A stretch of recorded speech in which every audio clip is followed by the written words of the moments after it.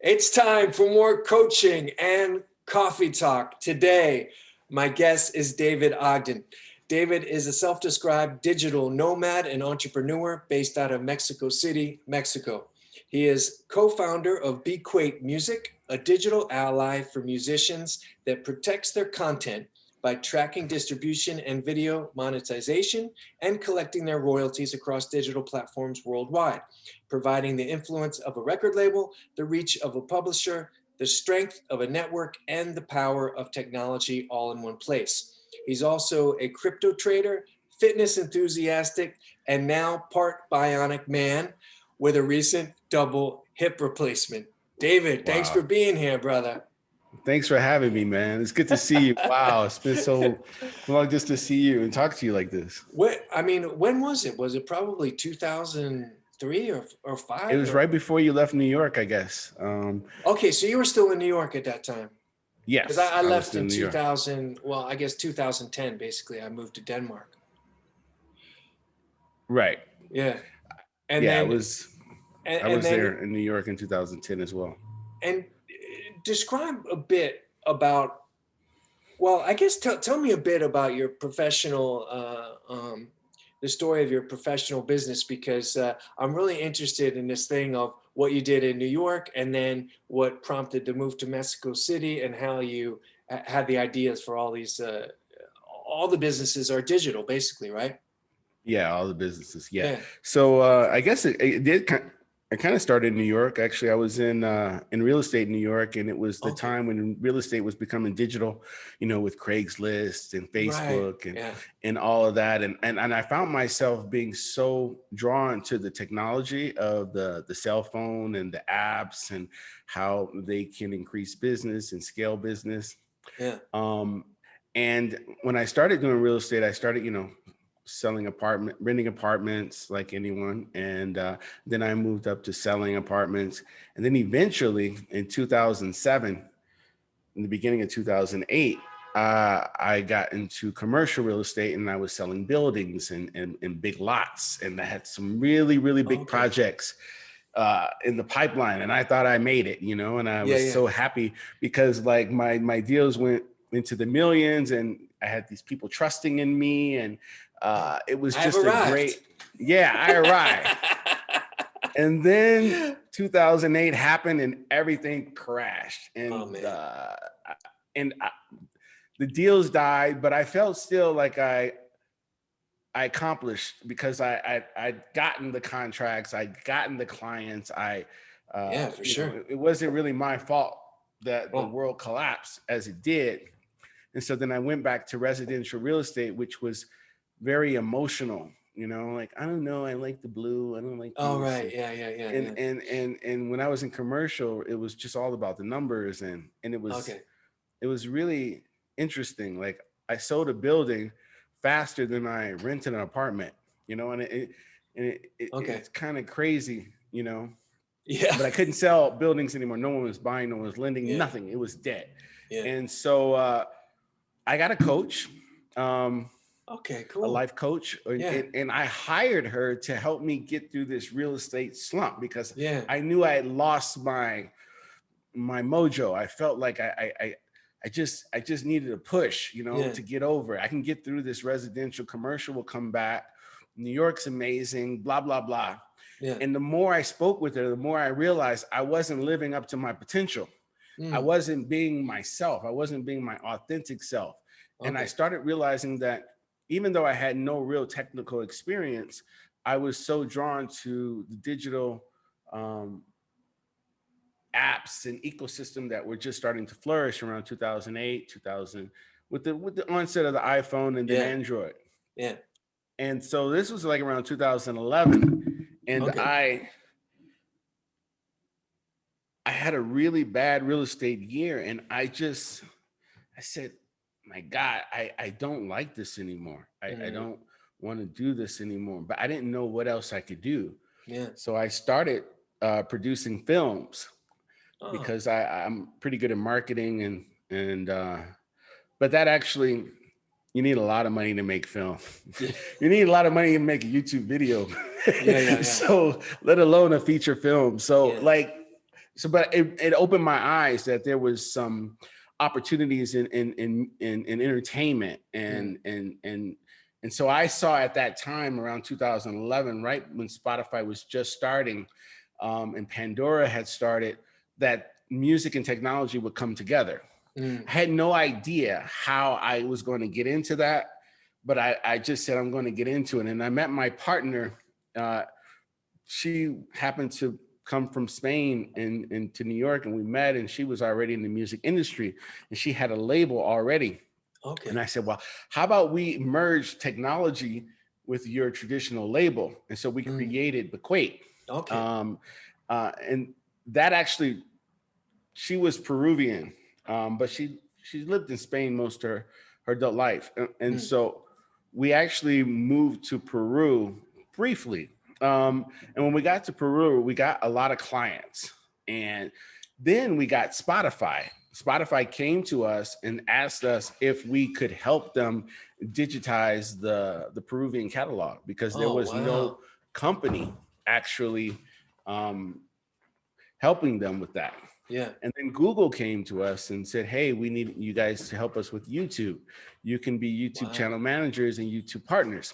Now, mind you, I had been in New York and I had clients from Google. I couldn't even get into the Google building on 8th Avenue, let alone now they're calling you. And now they're calling me in Peru and giving us, these global contracts and these opportunities to build with them. And this was 2013, 2014. And so that's actually unbelievable, because if we hadn't been in Peru, because they were expanding to all Latin America. Yeah. And they just happened to be in Peru, and we just happened to be able, so we helped them. And they needed someone there to organize it. Yeah. So it helped us build out our technology to support the companies to provide the services that they actually needed. Wow. So that they can get a lot of YouTube channels, from music channels to entertainment channels, and then also with the Spotify catalog. And then eventually we started working with all the other digital stores. Since then, we've evolved from working directly with artists.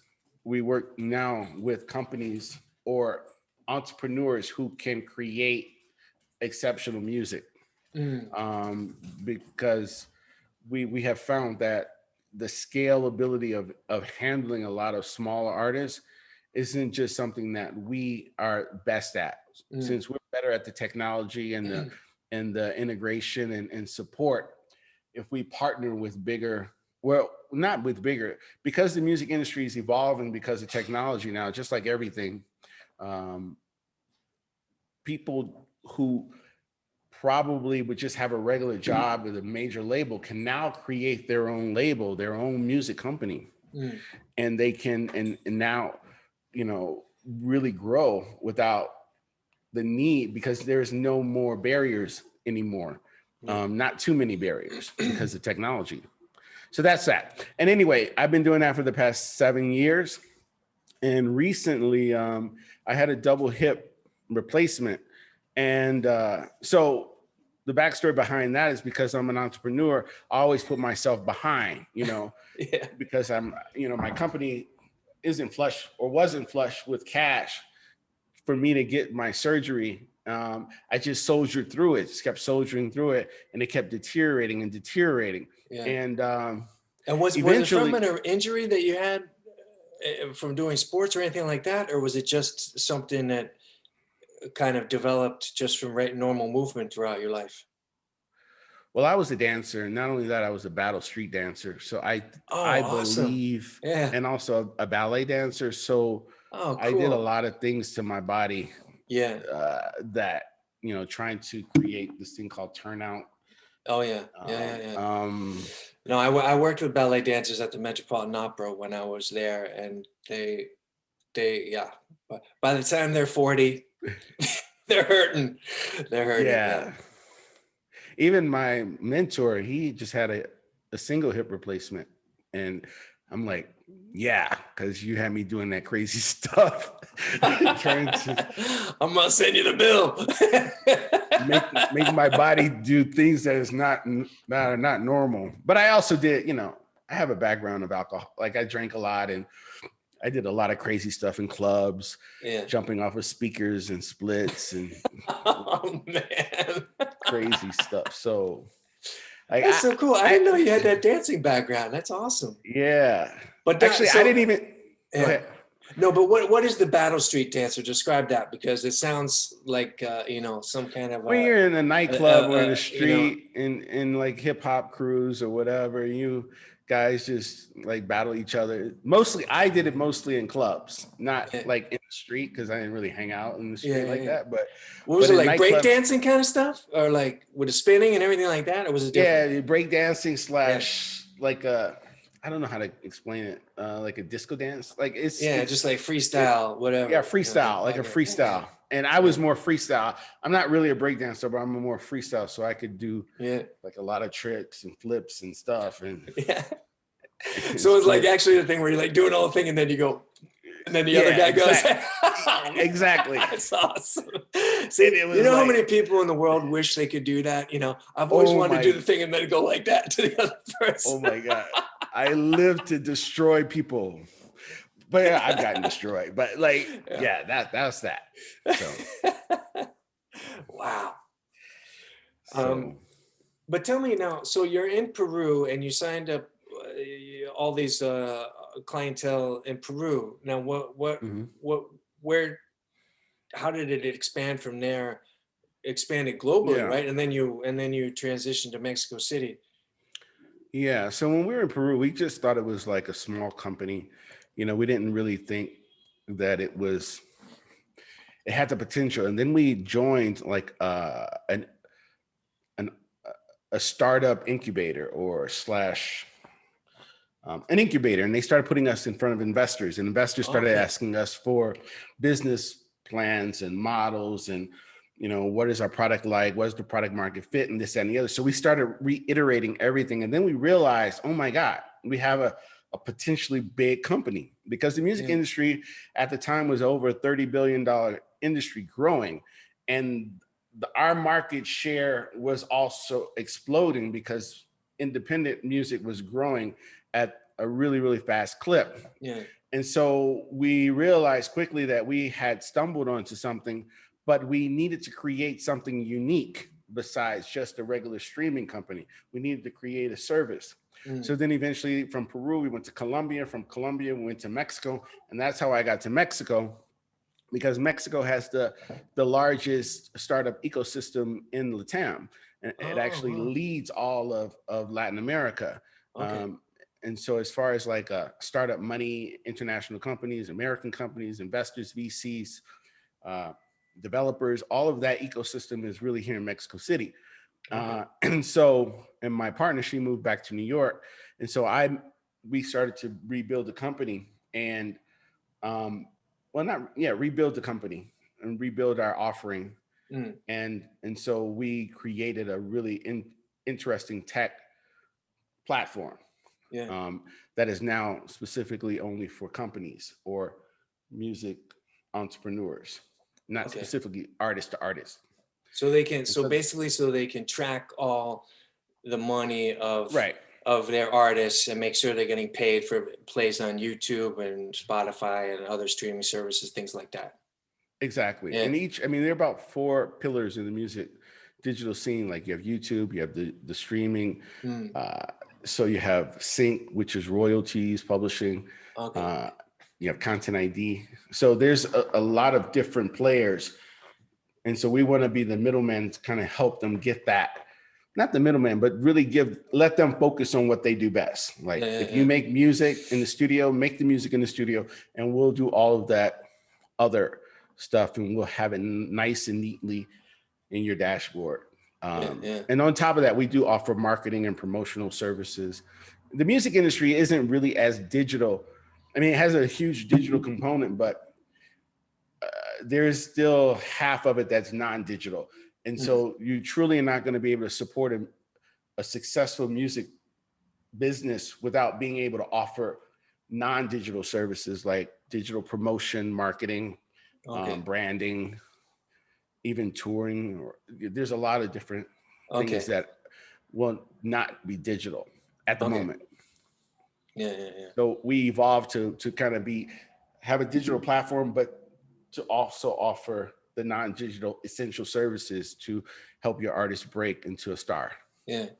And so like you created this digital platform, and then is it pretty much like you create it and then you're just selling it to people and it kind of runs itself, or do you have to customize it for each is there a lot of work to customize it for each customer? I know nothing about this stuff, so sorry if that's a dumb question. No, that's a great question.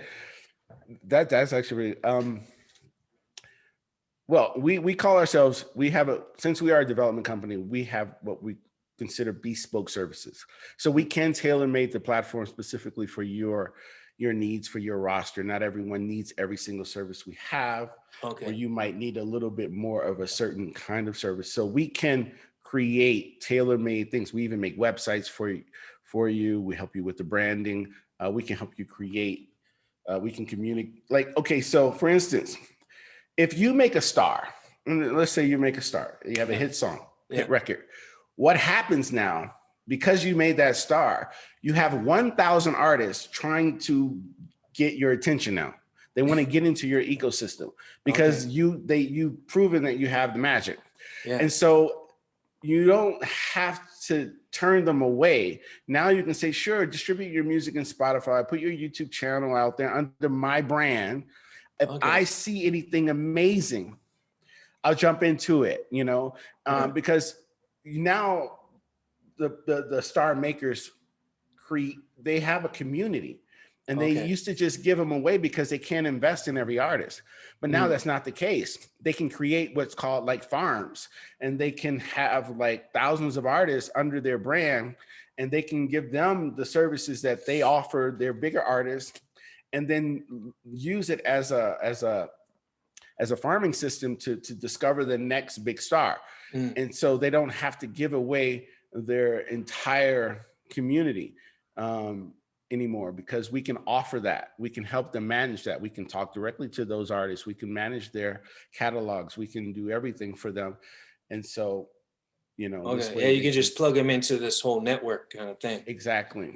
And they do what they do best. And that's that. So that's kind of how it works. It's so interesting. I always wonder who tracks all these things. It seems like a total nightmare to me. And you're the guy that does it. Yeah. And let's talk a bit about the crypto trading, which I'm interested in. I know nothing about this. So what if we sure. If I'm an idiot on the street, which is what I am, how would you describe like this whole crypto trading thing, which includes Bitcoin, right? I mean, I've heard Bitcoin before, but I don't understand it at all. What's the basic description of what it is?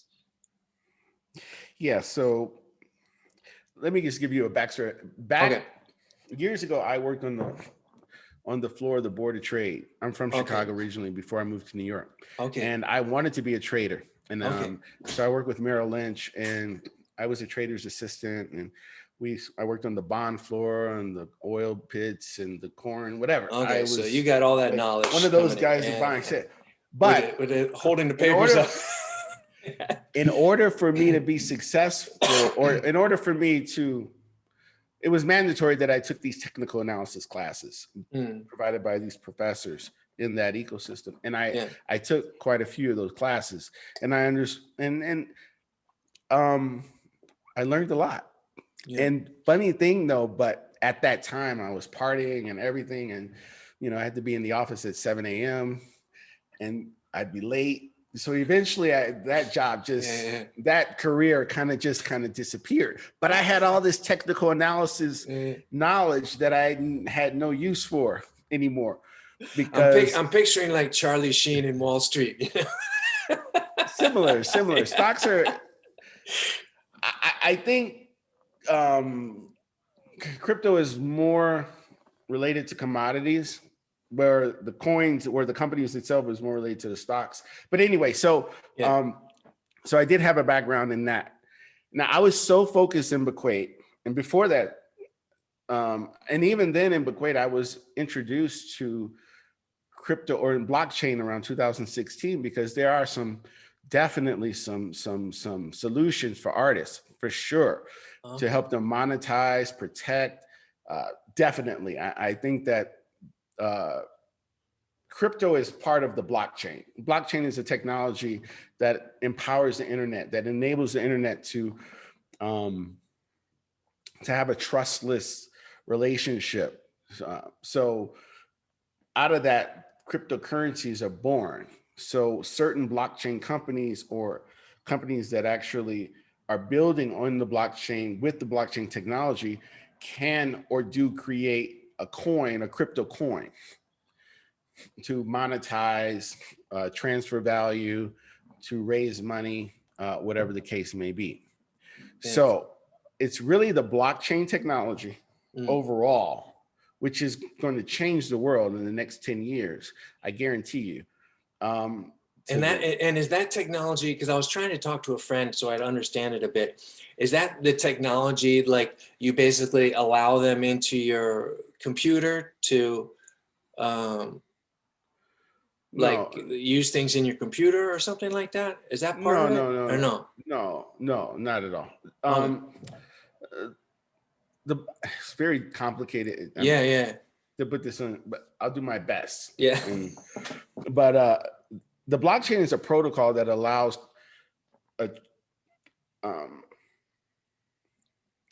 it's a trackable, trustless infrastructure where you and I can exchange something and it goes to a ledger. It's going to be there forever. And there are different. Bitcoin was the first blockchain. Okay. But on this particular blockchain, the only thing that's there is Bitcoin. Okay. There's no what's called smart contracts. There's no other thing. It's just made for currency. It's just made for the transfer of value of Bitcoin. Okay. So what developers and cryptographers and scientists have decided, realized, is that they can take that strong technology that Bitcoin was built on and now create other protocols similar that would enable us to like transfer art, or I could send you money in a different form of Bitcoin, or you could sell me your house in Sweden. I didn't have to see it. I could sign something, and it would be mine forever because it's in the blockchain. So the Bitcoin blockchain was the first one that just said, hey, wow, this works, but it can do so much more. And so that's why you've heard Ethereum or Cardano or Tezos or Litecoin or all these other particular cryptocurrencies. So the majority of them are the larger ones are blockchains or services that support the blockchain. So in crypto, what you have is, I'm not just a crypto and I'm a trader because I'm trading because I have luckily or fortunately have the experience of the technical analysis. It's not really easy to trade. Yeah, I've seen the picture. You got like 5 computers on at once. Something tracking all these different markets, I guess. So what happened was like I said, I was in a bubble. I was in the Bquate bubble. And my friend said, hey man, why don't you need to get into this coin, XRP. And I'm like, what is that? I don't know anything. Like, this was like October of last year. So fortunately I'm in Mexico and the laws are very loose here as far as like setting up accounts and things like that. So there's a company I joined and I checked into it and I bought a very small amount of XRP. And believe it or not, XRP, I actually lost all my money because it went up and then I took it out because it was going down. It was going down. It was going down. And I wasn't really believing in the company. The company was about to have an issue with the SEC, this, that, and the other. But what it did, it opened me up to this whole world of trading. So I was like, oh my God, people actually can do this. Like, they can actually trade money in their own home. Like, because I grew up with this whole Wall Street mentality, like, like you really want to be big trader. Okay. So you open up a huge account in some big firm, you got to talk to your broker, blah, blah, blah. Or you take a Series 7 or you join a firm and then you cold call people. Like, I just had this like idea that that whole world was not even that accessible, you know? And then come to find out that because of the new blockchain technology and all of these new promising companies that are coming up, and these promising coins are basically like stocks, you know? Okay. And so you can trade them, you can buy, you can sell, you can hold. And so there's this whole huge market of billions of dollars traded daily, Wow. whether I do anything or not, you know. And so trading is a someone wins, someone loses. Yeah. And so when you join as a trader, you're jumping into a liquidity pool. So if you're a good trader, you're just grabbing money that's there. Yeah. It's funny. I mean, it's really like that. Like it's, Yeah. but at the same time, to not say it's not like a scam. I mean, there are really, really good companies. The blockchain technology is going to revolutionize the industry. It's going to change how we bank. It's going to change how we transact. It's going to change how we buy real estate, art, music. It's going to change our lives over the next 20 years. And we just, the crypto aspect of it is just one of the opportunities that we are presented with. Like Okay. Bitcoin right now is something that you could invest in, and as things progress, that value shall increase exponentially, providing you with some sort of really good investment.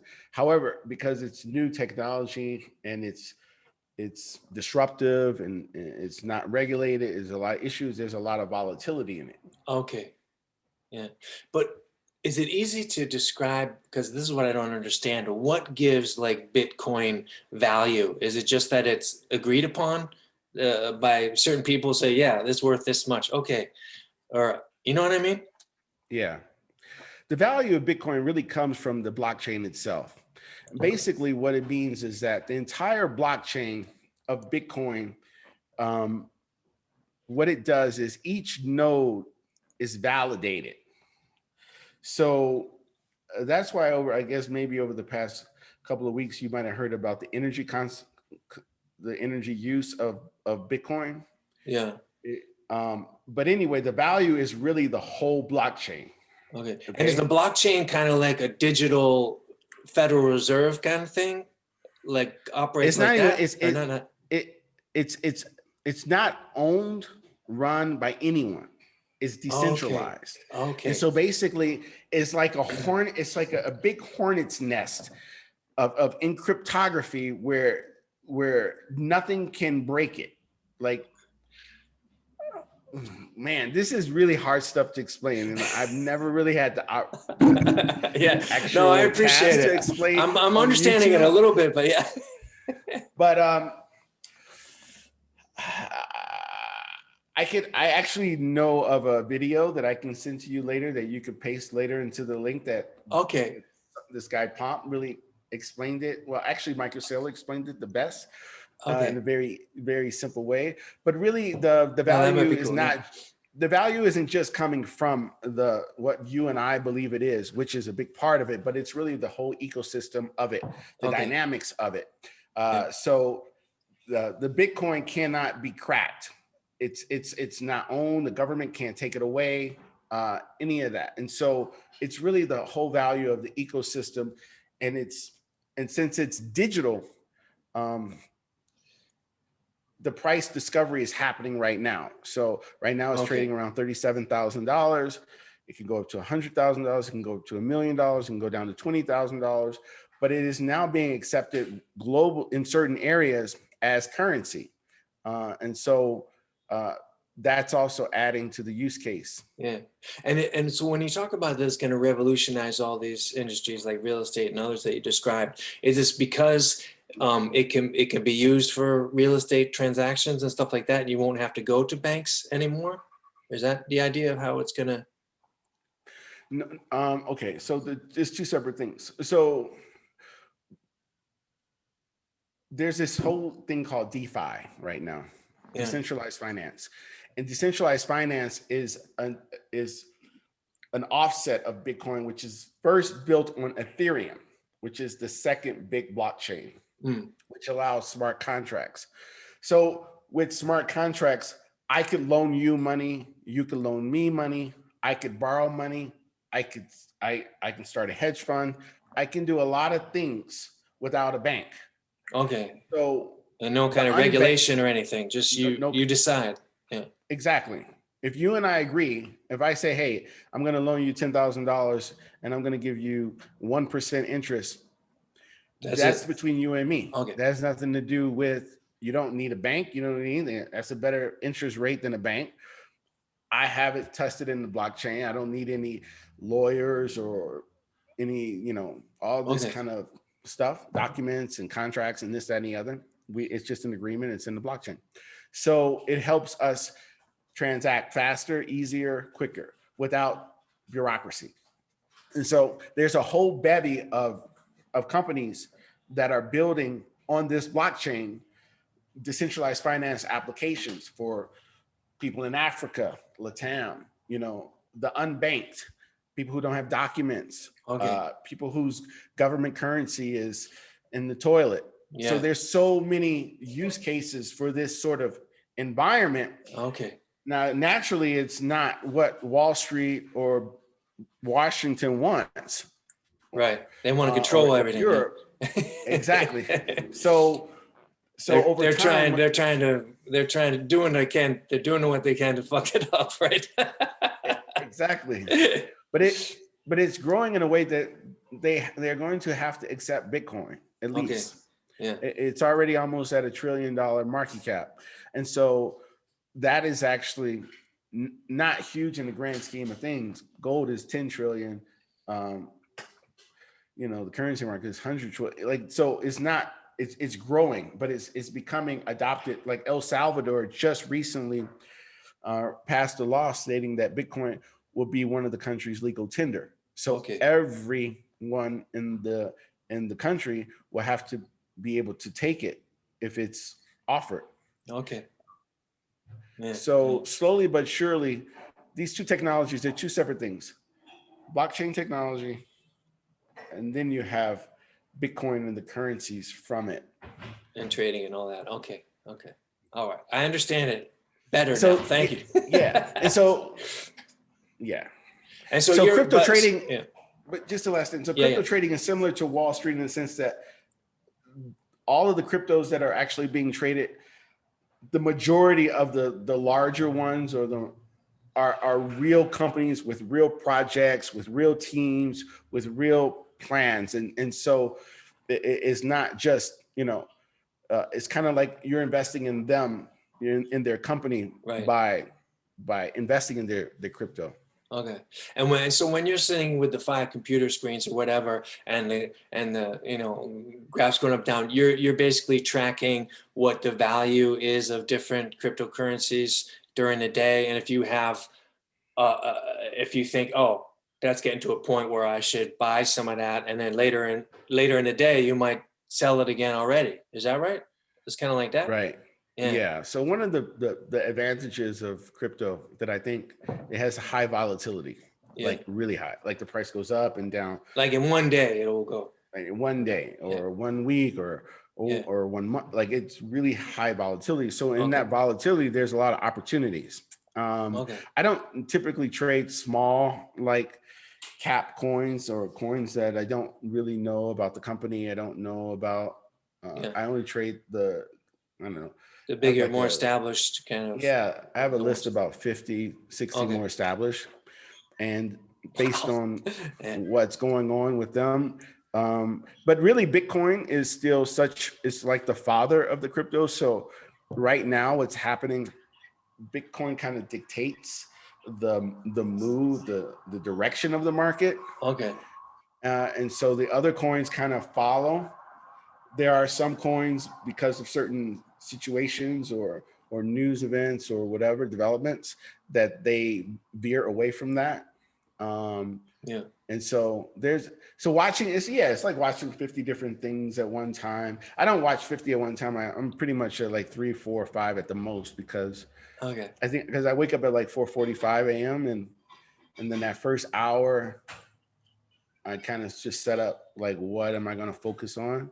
Yeah. So I'm not all over the place. And Yeah, well, let's talk about your day because that's it interests me too. So you wake up and spend a few hours on this, and then a few hours on Bquate things, or what does your day look like?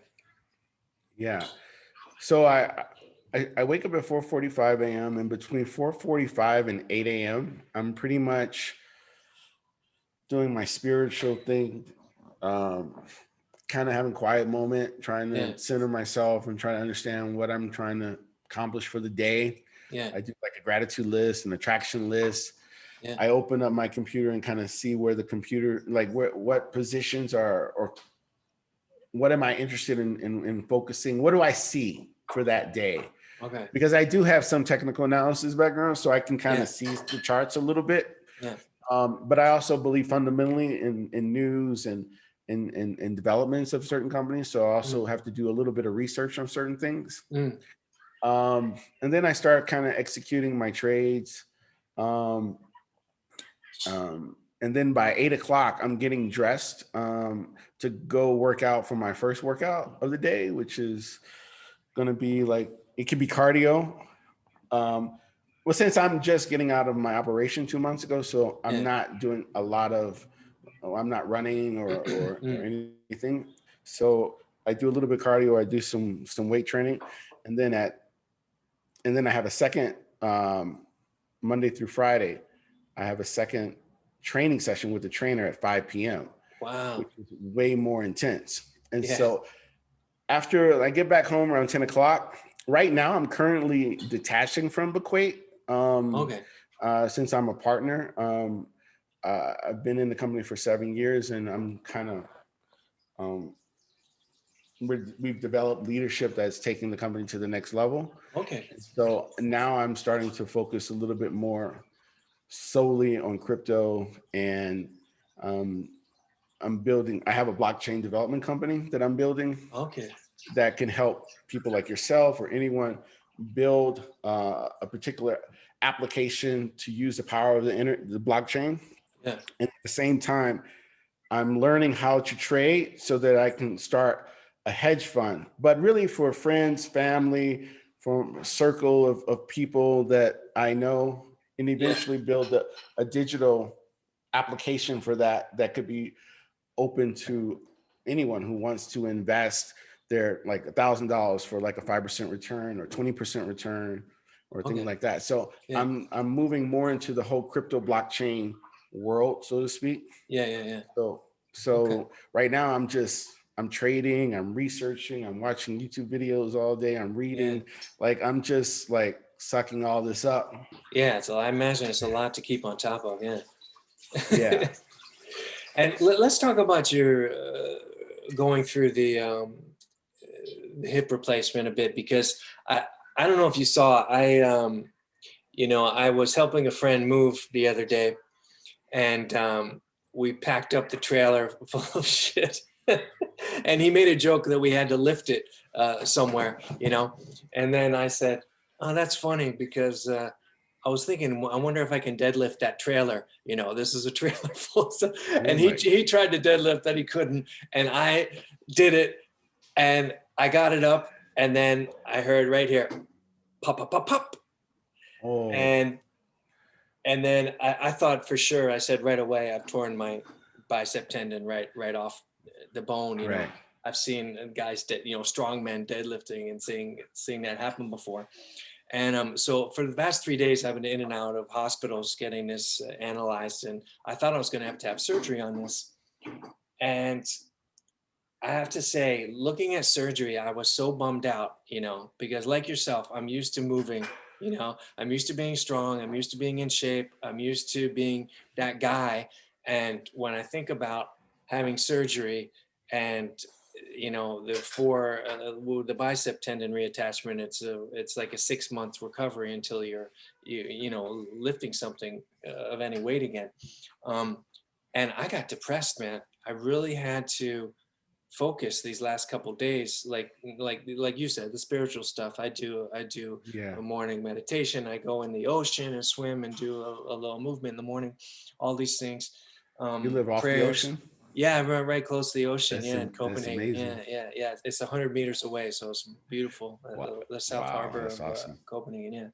Yeah. So I've been doing that all winter long. I went into the winter bathing and all this stuff. Making a hole in the ice, and get in there and everything. So it's been awesome. But I was really challenged with that. So I'm wondering if you experienced some of that. When you finally make the decision to have something like have your hips replaced. I can't imagine. It must be a big emotional element to that. Yeah.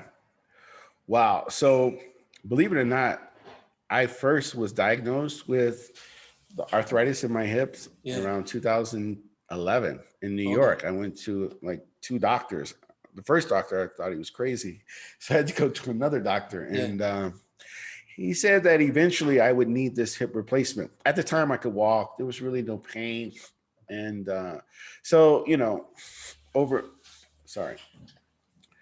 So I was always, I always had the knowledge that it was imminent that I would need to have both of my hips replaced. Okay. And then over time it just deteriorated. And then finally I made the decision because I'm in Mexico City, I was like, okay, if I go back to New York to get this done, that means I'd have to move back to New York. I'd have to, whatever. It just didn't make sense. Yeah. And then I didn't trust Mexico as much. But then I met a really top surgeon here, and he made me feel very, very comfortable. And so that was the big part of it. I think I had fear a long time because it's such a big operation. And then me being a Latam, not knowing the language so well. And I felt like I can't get it done until I go back to the US or like I built all these stories and which is really just procrastination, until it got to the point where it was just too painful. I couldn't walk, I couldn't work out. So, and I couldn't move. So I had to take action. So yeah, it wasn't easy because it's a very serious, it was a very serious operation. I mean, how long is the operation? It's also a long operation. No, believe it or not, it was a couple hours tops. Really? Oh my God, that's so incredible. Man. Yeah. And the doctor who did it so amazing, the team, the staff, the hospital, everything was just, what's funny? Before I had the operation, because I do a 10-10 every morning. So I would write, I'm attracting the best surgeon. I'm attracting, the best operation possible, the best team, the best, like every morning would write this out. Yeah, so finally when it happened, it was fine. Like it really worked out. I don't know if it's law of attraction or whatever the case is, but I really had one of the best surgeons. I'm recovering like unbelievably quickly. The rehab that I have, the team that I have is amazing. So that is something I did 6 months up until the operation, because first I was looking for the right surgeon, and then I was making sure that it was the right team, and then the right hospital. And So I did that. That's so private. No, I think it's cool because a lot of people, I mean, when I have just this thing with the bicep tendon and you start talking to people, and a lot of people are facing these things, a lot of people are like, yeah, my shoulder. I know another guy who knew he had to have a knee replacement for a long time and he was putting it off and putting it off and putting it off. It's a really tough thing, I think, for people to do. You're so used to your body, and and it's kind of like, I mean, I suppose a similar thing with the with my heart attack. I had a heart attack a year and a half ago, and that was like it was a similar thing where I was a bit like, felt a bit betrayed by my body. I was like, I just want my old body back that works. I think people want to hold on to their body, and it's a deep thing to say goodbye to parts of your body and get them replaced. You know what I mean? Yeah, it's crazy. Yeah, I saw you go through the heart attack thing, and I was following you, and I was actually really grateful to see you recovering. And I know what you. I mean, you were also healthy before that. Like you were Yeah, very active and healthy, and it's like it's a weird thing, you know. It's like you yeah, know, yeah, but yeah. I Well, think I mean, I mean, the strange thing about cardiology, and I keep saying this, but it's mostly guesswork, you know, and nobody really knows why each person has a heart attack. I mean, they know, oh yeah, this was clogged, this was a plumbing problem, or this was an electrical problem, but they'll just say, oh, well, is it run in your family? Oh yeah, well, okay, yeah, well, you know, but it's like when it happens to you, you want answers. You know what I mean? It's like, right, right, what the hell am I going to do differently now? You know, I was eating while I was this and that. So for me, I realized that it was stress, you know. I mean, yeah, moving to a new country, it can be stressful. I'm sure you've experienced that. And then I hmm also had 3 small kids at the time, and uh, you know, running my own business the whole time as a personal trainer, it was stressful. And then I also realized that I treated my stress with super stressful workouts, you know, and I kind of drifted away from, you know, meditation and things that I had learned to hmm kind of manage stress. And I was trying to, you know, deal with stress by doing really stressful workouts and stuff like that. And it was it basically something was going to pop. It could have been the bicep. It could have been anything. And it happened to be my heart, you know, yeah, because I was just running on adrenaline, you know, for too right, long, you know, my body just couldn't do it anymore. So that now it's all about really trying to take care of myself and be good to myself and live a much more right, balanced life. You know what I mean? All that yeah, stuff, for that sure, morning stuff that you're talking about, you know, I didn't do that for years. I, yeah, I, I did that when we knew each other in New York, you know, I did that right, stuff. And then when I moved here, I just let that stuff go. And I was just like, I'm in charge. I will do everything, you know, none of these kind yeah, of lists that you're talking about, or I will be taken care of, or I will meet the right person. Nothing. I was like, right, right, I will do it by my own will, you know. yeah, And then I just ran out of gas, literally, you know. So yeah. yeah, Yeah, the but affirmations, no, the positive affirmations I think are really helpful. And then also now that I have like the prosthesis, like one of the things I'm focused on now is getting in the best shape I've ever been.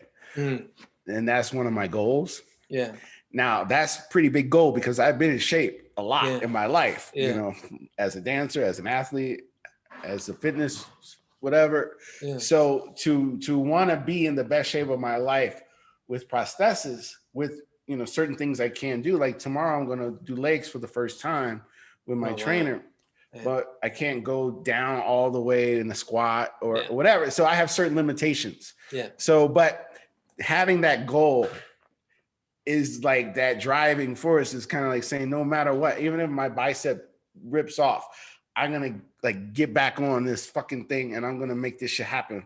You know, yeah, like yeah, yeah, I'm not gonna stop because yeah, if I stop, I might as well just give up. You know, yeah, like I don't have any choice. Like I have to be the best me I can be. yeah, So I think that and that also goes to business or family. But you're right, balance is the hugest hardest part. mm, Remembering to you know be with your wife, your kids, spend quality time with the family, do all these things. You have all these other stuff. So I think balance is the hardest part out of all of yeah, that. yeah, yeah, yeah, yeah. Yeah, but I was just saying to my wife, it was, you know, because I did CrossFit. I was like a real CrossFit cuckoo head and competing and stuff like that. And I got so into that, sucked into it, that I realized that that really was my job. You know, in terms of priorities, it was Yeah, getting stronger, getting better at CrossFit. And then one day I'm going to the CrossFit games, I'm doing it. And that was the thing. I mean, hours and hours every day. And then I would kind of squeeze clients in here and there. Okay, yeah, yeah, yeah.